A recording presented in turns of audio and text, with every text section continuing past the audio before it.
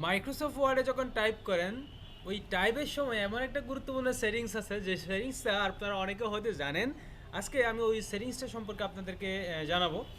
যে দেখেন এখানে আমি লিখলাম CHI, চিটং লিখতে যাচ্ছি। চিরং আমি অর্ধেক লিখছি, সাজেশন এখানে চলে আসছে। তো এরকম অনেক সময় অনেক ওয়ার্ড আপনি লিখতেছেন, আর কিছুটা লিখছেন, ভুল হচ্ছে, আপনাকে সাজেশন থেকে আপনি ওটা টিকমার্ক ক্লিক করলেই আপনার ওয়ার্ডটা এখানে সেট আপ হয়ে যাবে।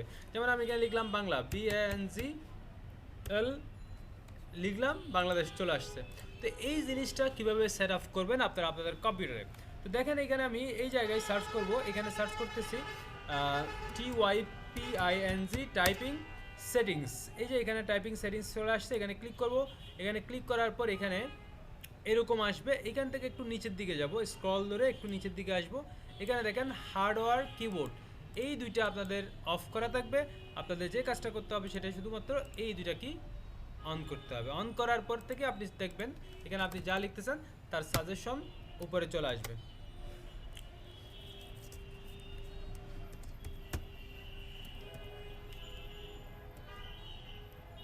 এখানে এভাবে সাজেশনটা চলে আসবে। তো এটাই আমি যেটা বলতে চাচ্ছিলাম, এবং কিছু এখানে সিম্বলও চলে আসে।